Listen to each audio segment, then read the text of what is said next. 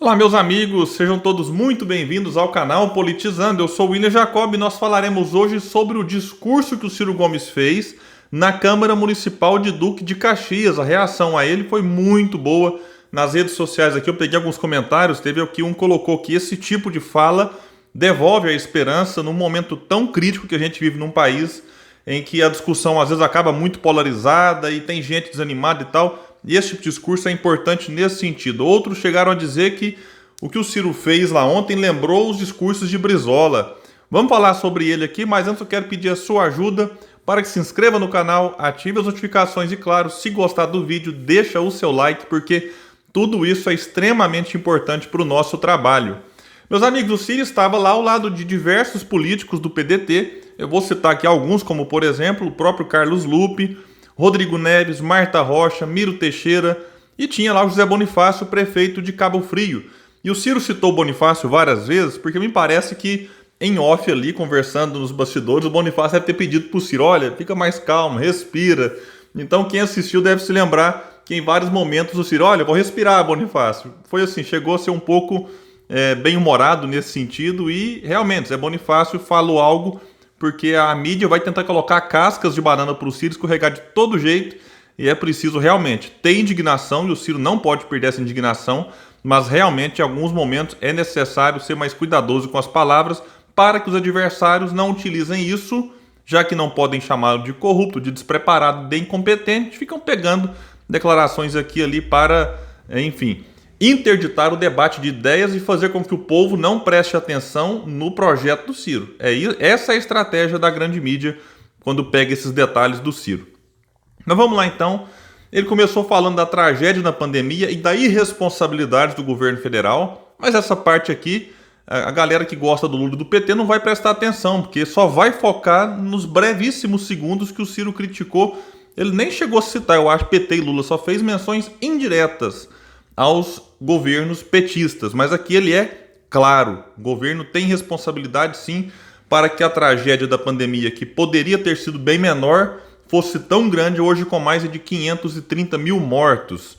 Ele vai falar então dos números graves do momento, da informalidade, do desemprego, dos desalentados, ele chega a explicar, o que é bom é isso, o Ciro ele explica algumas coisas que muita gente quando vê no noticiário não entende.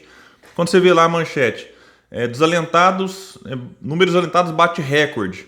Desalentado é quem desistiu de procurar emprego. O cara pediu, chega um homem que falou, opa, desisto. Aí ele vai para os desalentados. Ele fala desses números, ele lembra da informalidade, citando, por exemplo, o número de motoqueiros hoje com caixote, que ele fala, né, de comida nas costas. E isso é algo que a gente precisa prestar atenção, meus amigos, porque quando a gente fala de números, tantos milhões de empregados, desalentados, na informalidade, não são números, o Ciro lembra, é gente. E eu acho isso importante de ser reforçado por ele, porque de tanto falar em número, tantos mil mortes na pandemia, não sei o quê, são pessoas, companheiros nossos, amigos nossos, ou que já morreram na pandemia, ou que estão desempregados, ou que estão desalentados, ou que estão na informalidade sem nenhum tipo de proteção, caso amanhã ou depois precise ficar parado alguns dias, como o Ciro falou. Às vezes o motoqueiro, a moto estraga, fica 2, 3 dias parado, sem renda, sem ter o que levar para casa.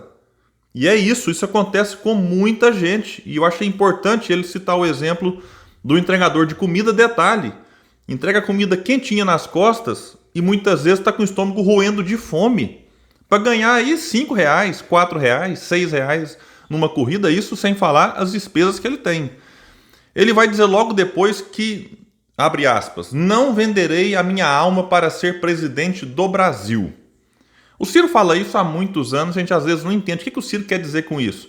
Olha, eu acredito que é mais ou menos assim. Eu não vou fazer carta ao povo brasileiro como o Lula fez. Que é uma carta ao povo brasileiro que é a típica enganação. Você tem ali várias coisas importantes, o cuidado, o zelo e tal, mas tem também a parte do, olha, eu não vou incomodar os banqueiros, eu não vou incomodar a elite financeira, eu não vou incomodar o baronato, fiquem tranquilos. E de fato, não incomodou. Reforma tributária, zero. Se a gente for pegar aí a desigualdade social durante os governos petistas, dava ali uma oscilada, mas depois, diante da queda na economia, voltava para o patamar anterior. E o Ciro vai apontar esses números. De que nós temos no Brasil hoje 1% da população possuindo 50% da riqueza do país. E o Ciro fala que 5 pessoas, nos dedos de uma mão, possuem a riqueza dos 100 milhões mais pobres. Isso depois de 16 anos, né, de governos petistas, já que o Temer foi colocado lá pelo Lula. Mais 8 anos de Fernando Henrique. Então o Ciro ele vem falando disso com uma certa frequência e a gente precisa compreender que não vender a alma para ser presidente é nesse sentido. Olha, não farei carta aos banqueiros, mesmo que o título tenha lá aos brasileiros. Né? Não colocarei, por exemplo, alguém como o Meirelles na presidência do Banco Central. Então esses são pontos importantes que a gente precisa analisar com muita calma. Bom, meus amigos, aqui tem um ponto importante quando ele vai dizer, abre aspas, eu quero muito servir a essa grande nação como seu presidente. Eu diria mesmo, continuou, que nasci para isso, me preparo para isso, tento um aprendizado permanente e diário para isso. A gente observa que o Ciro é alguém que estuda, que está sempre antenado às questões, aos números, à realidade do povo, ao que tem que ser feito, está aí fazendo um discurso e propondo, e senta e se reúne, enfim. É alguém que está a vida inteira dedicado a fazer alguma coisa para modificar a situação da sociedade. E quando a gente fala que o Ciro se prepara para isso, com alguns amigos, eles falam, mas isso é conversa de político, olha a trajetória do Ciro. É um cara que foi prefeito de capital, governador, ministro da Fazenda, ministro da Economia. Quando ele teve ali a oportunidade, ele fez algo. Governador mais bem avaliado, prefeito mais bem avaliado. No Plano Real ali ele foi fundamental, no momento crítico do Plano Real. Tirou a transposição do São Francisco do papel. Se candidatou já 3 vezes à presidência, sempre apresentando propostas. Então sim, ele tem se preparado e estudado para assumir o cargo de presidente. Eu diria que só falta isso na carreira política dele. E aí ele critica a zoada, que ele não vai citar, mas a gente sabe que ele está se referindo indiretamente aos petistas, que é isso, né? Fica nessa lacração de internet tentando, como eu disse, interditar o debate daquilo que realmente interessa. Dessa polarização, que o Lula vai falar assim, não, mas é normal, polarização no mundo inteiro é assim. Não, primeiro que no mundo inteiro não é assim. E mesmo onde é, a gente percebe que é uma polarização, às vezes, baseada numa rivalidade de ideias. E o que a polarização hoje entre Lula e Bolsonaro diz para o Brasil? Bolsonaro não precisa nem falar nada a respeito, está escancarado aí. Aí o Lula vai lá e é a democracia contra o fascismo. Tudo bem, vamos valorizar a democracia, mas, poxa, vamos, como o Ciro vai dizer aqui, trocar o Chico por Mané, mas e o modelo econômico? Né? O PT tem responsabilidade central na eleição de Bolsonaro. Eu tenho dito isso aqui com frequência. Agora eles querem colocar a culpa do Bolsonaro na viagem que o Ciro fez para a Europa, porque não aceitou subir em palanque com Eunício, com Renan, depois da fraude, da mentira que o PT fez com a candidatura do Lula, sabendo que ele não seria candidato. Aquilo foi mentira, o Lula sabia que não daria para ser. Então, se quer colocar o Haddad, que havia perdido a eleição 2 anos antes para prefeito de São Paulo, sentado na cadeira, perdendo em todas as urnas, que fizesse, mas que fizesse antes, fosse honesto com o povo, aí engana, frauda, mente, apresentando Lula no limite, até que o TSE faz o óbvio, que é impedir a candidatura porque Lula estava condenado em segunda instância, e aí depois vai lá, Haddad é Lula, Lula é Haddad. Enquanto isso o Ciro gritava, o Bolsonaro é um projeto de Hitlerzinho tropical. E aí eles querem colocar na conta do Ciro os votos que eles não tiveram no segundo turno para vencer Bolsonaro. Estão de brincadeira e ficam com essa zoada agora aí. Nessa polarização, e o Brasil agora parece que só tem 2 opções. O Ciro critica isso, é só o preto ou branco. E aí ele vai fazer uma análise de o que nós queremos colocar no lugar. É isso. Que tipo de projeto a gente quer substituir? Porque não vai alisar o Bolsonaro, ele na frente ele vai chamar. Bolsonaro é um assassino em massa. E fala de novo que é um trágico governo. Mas ele não deixa de falar que os governos anteriores têm responsabilidade nisso e que não adianta tentar relativizar tudo. E ele fala que o modelo é o mesmo. Desde do Itamar para cá, passando por ali, Fernando Henrique, porque o Ciro, como ministro Itamar, disse, eu cobrei mais imposto de renda dos ricos para aliviar para quem ganhava menos. E que de lá para cá, tudo isso foi por água abaixo e foi mantido pelos governos aí autorreferidos, governos de esquerda. Aí o Ciro faz uma digressão ao passado, dizendo que dos anos 30 aos anos 50, muita gente reclama, mas o Ciro relativiza a ditadura. Não, o Ciro está falando do ponto de vista econômico, de reindustrialização, ou no caso ali, de industrialização do país. Ali não é uma análise totalmente assim, pegar todos os pontos dos anos 30 aos anos 80, não. O Ciro está se referindo à parte econômica, em que o Brasil deu certo. Aí ele vem citar sempre aquela questão, se o céu é o mesmo, o chão é o mesmo agora com o pré-sal, onde é que está a nossa falha?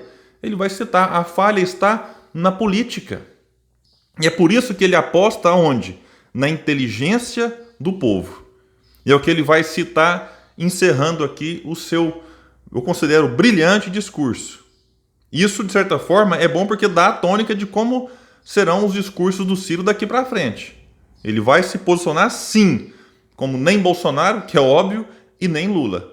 Mas de uma maneira aqui que eu considero bem inteligente, com um discurso alinhado com o que o povo realmente precisa, e tocando nas pautas econômicas, desigualdade social, desigualdade na distribuição de renda, isso tudo é muito importante. O Ciro fala então que temos duas tarefas, que não é só uma como a barulheira, adivinha de quem ele está se referindo, quer que a gente acredite. Tarefa 1, afastar da presidência da República Bolsonaro com seus valores, a falta de decoro, a falta de respeito, de decência. Ele cita outras coisas e diz, não basta isso. A outra tarefa, mais grave, mais difícil e muito mais importante, é dar ao povo brasileiro uma resposta para o futuro. O que é que nós pretendemos colocar no lugar disso? E é essa pergunta que os petistas não querem responder. Porque tem gente até falando, eu vou analisar um vídeo que está rodando no TikTok aí, que é assim, vamos colocar o Lula agora para vencer Bolsonaro, não é o candidato ideal, mas em 2026 a gente se preocupa com o projeto. Não. Vamos preocupar com o projeto agora. Vamos preocupar com o projeto para 2022. Porque se não preocupar com o projeto agora, em 2026 corremos o risco de ter um Bolsonaro 2.0 voltando. Ou talvez o próprio Bolsonaro. A depender do que aconteça daqui para frente. Então não vem com esse negócio de jogar projeto para frente, porque tem que ser agora e nós vamos fazer isso. E aí ele continua, e definitivamente não será tarefa fácil, porque nosso povo está muito machucado e muito sofrido. Quando ele fala isso é porque o antibolsonarismo está cada vez mais forte e ele acaba ajudando quem lidera a pesquisa. Nesse momento é o Lula. Então não será tarefa fácil colocar essa segunda tarefa aqui, que é a discussão em torno de um projeto, como prioridade na sociedade. Tarefa não é fácil, mas não é impossível. É preciso ter humildade para agasalhar todos os brasileiros, porque foram vítimas da enganação e continuam sendo objeto da tentativa de enganação da elite. Sim, a elite vai tentar, ela não tem escrúpulos, vai tentar empacotar um outro candidato aí para manter a mesma política econômica. Não tenhamos dúvida disso. E quem vai sofrer ataque vai ser o Ciro, como já tem sido atacado. Mas, continua o Ciro, eu quero dizer para vocês que o Projeto Nacional de Desenvolvimento só tem condição de acontecer se aqui embaixo nós todos formos capazes de trocar o ambiente da disputa, de conversa mole, de mentira, de enganação, de personalismo, de populismo, para fazer uma aposta na inteligência informada do povo trabalhador brasileiro. E definitivamente a solução para o problema brasileiro do futuro não é voltar ao passado, é construí-lo. Construir o futuro. Fecha aspas para Ciro. Ou seja, nós não temos que discutir esse negócio de volta ao passado, de picanha, de cerveja, eu quero cuidar do povo, tem direito de comer. Gente, quer um projeto que dê condição do país crescer de forma sustentável e assim gerar emprego de qualidade, renda e atacar aquilo que realmente tem que ser atacado, que é a precariedade. Hoje, no ensino público, o Ciro criticou muito o ensino público hoje no Brasil, a segurança pública, a saúde pública, enfim, a desigualdade social. Se me permitem, eu gostaria de colocar 3 palavrinhas aqui que serão fundamentais nessa reconstrução do Brasil e nessa construção do futuro, que é o que o Ciro tem dito em vários momentos: ideia, exemplo e militância. Meus amigos, é isso, eu vou deixar o link, vale muito a pena assistir o vídeo 1, 2, 3 vezes, quantas vocês quiserem, para se sentirem motivados a discutir projeto, que é tudo que essa polarização não quer que a gente faça. Um abraço e até o próximo vídeo aqui no canal Politizando.